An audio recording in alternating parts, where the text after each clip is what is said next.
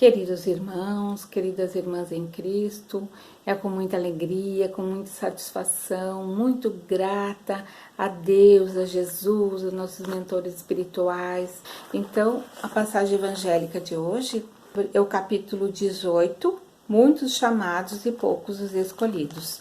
E o item, para que a gente possa refletir nesse instante, é a porta estreita. Entrai.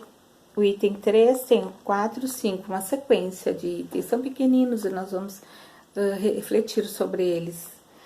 Entrar pela porta estreita, porque a porta da perdição é larga e o caminho que ela conduz é espaçoso. E muitos que por ela entram, como a porta da vida é pequena, como o caminho que ela conduz é estreito, e como há poucos que a encontram. São Mateus capítulo 7, versículo 13 a 14. E o item 4, alguém lhe tendo feito essa pergunta, Senhor, haverá os que se salvam? Ele lhe respondeu, fazei esforços para entrar pela porta estreita, porque eu vos asseguro que vários procurarão por ela entrar e não poderão. E quando o pai de família tiver entrado e fechado a porta, e que cada um de vós, estando do lado de fora, começar a desabater, dizendo, Senhor, abri-nos, ele vos responderá, eu não sei de onde sois. Então recomeçareis a dizer, comemos e bebemos em vossa presença, e vós ensinastes em nossas praças públicas. E ele vos responderá, eu não sei de onde sois, e tirai-vos vós de mim, todos vós que cometeis a iniquidade. Será então que haverá prantos e ranger de dentes, quando vereis Abraão, Isaque, Jacó e todos os profetas estarão no reino de Deus, e que vós outros sereis enxotados para fora, virão do oriente, do ocidente, do setentrião e do meio-dia, os que terão lugar ao festim no reino de Deus. Então, aqueles que são os últimos serão os primeiros, e aqueles que são os primeiros serão os últimos. São Lucas, capítulo 13, versículo de 23 a 30. E a seguir, as instruções dos Espíritos sobre o que Jesus pretendia, naquela época e ainda pretende nos dias de hoje.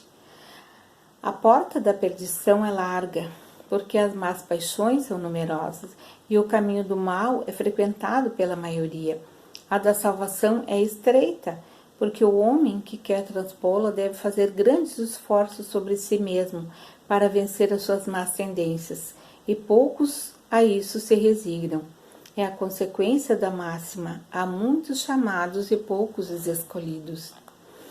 Tal é o estado atual da humanidade terrestre, porque a Terra, sendo um mundo de expiação, o mal nela predomina. Quando ela estiver transformada, o caminho do bem será o mais frequentado.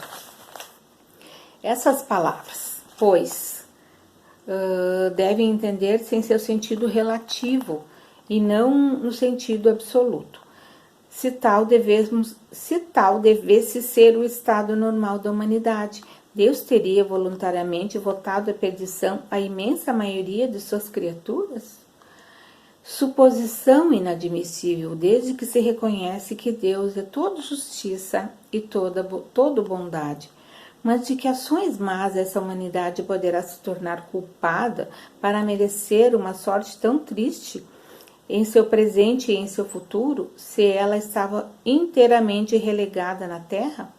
E se a alma não tivesse tido outras existências, por que tantos entraves semeados em seu caminho?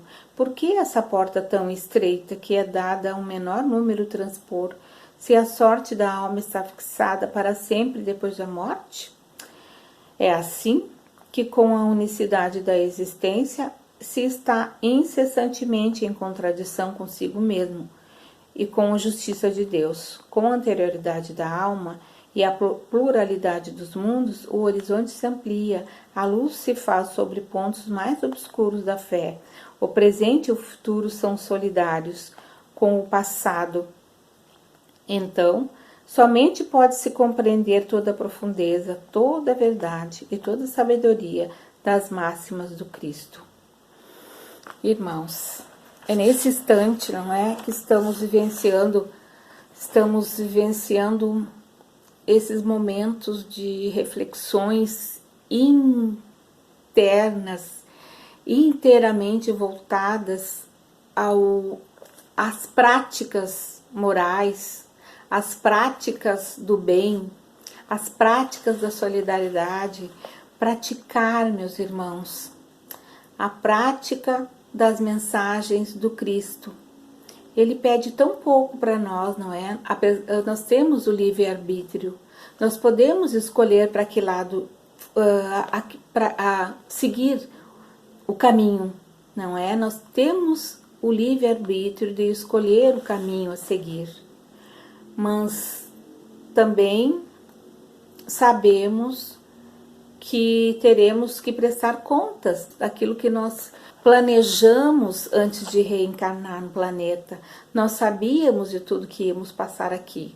Nós sabemos que temos ajuda, nós sabemos que tem equipe espiritual de todas as dimensões, em todos os espaços. No nosso trabalho, na nossa casa, na nossa comunidade, nossa cidade, nosso estado, nosso país. Em cada...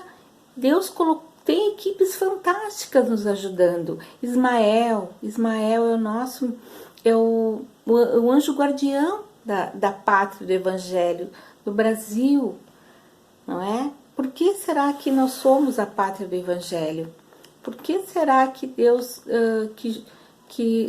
o Brasil ganhou esse nome, Brasil, coração do mundo, pátria do Evangelho? Porque espíritos que reencarnaram aqui, muito necessitados. Lembro de uma passagem uma palestra que eu ouvi, foi quando Ismael ficou sabendo que ele seria o guardião do nosso país, não é?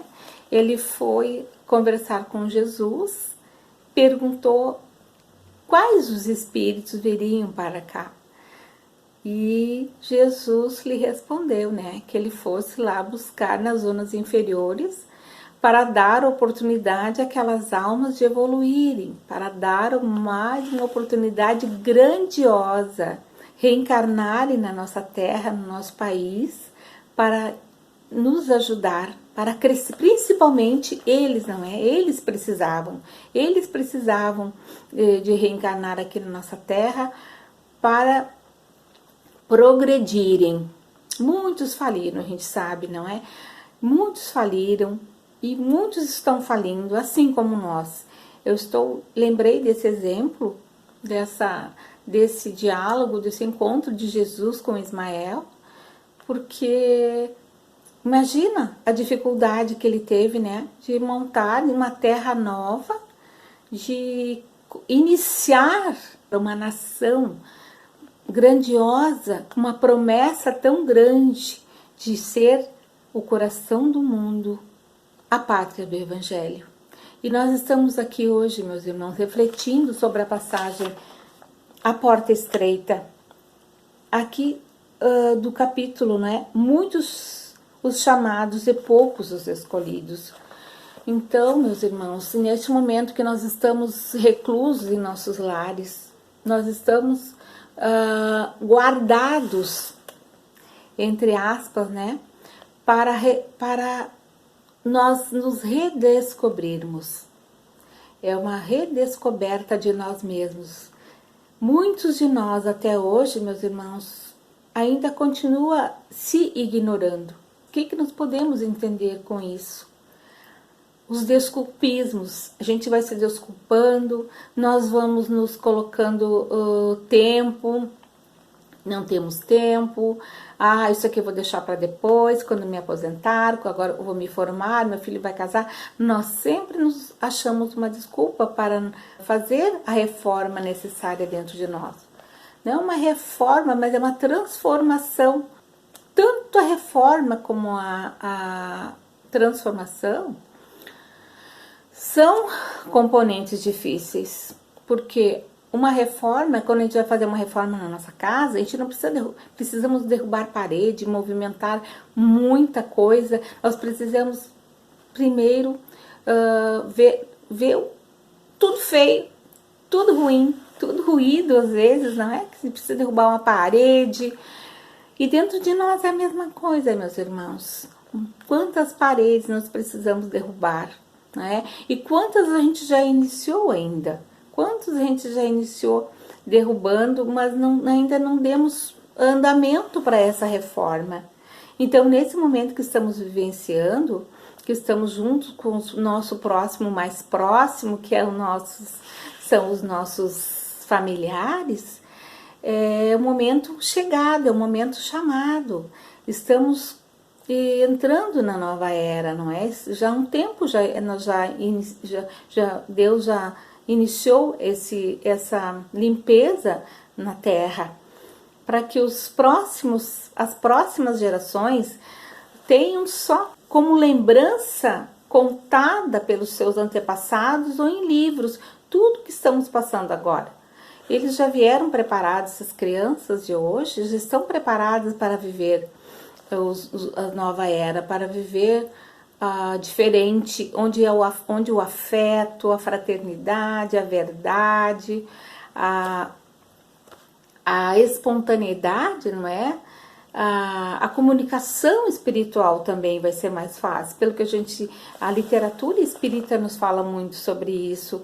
Os nossos amigos, nossos irmãos que estudaram muito, que nos legaram uma literatura imensa, nas palestras que a gente ouve, nos congressos que tivemos as oportunidades de participar, todos eles já nos adiantavam esse momento que estamos vivenciando agora.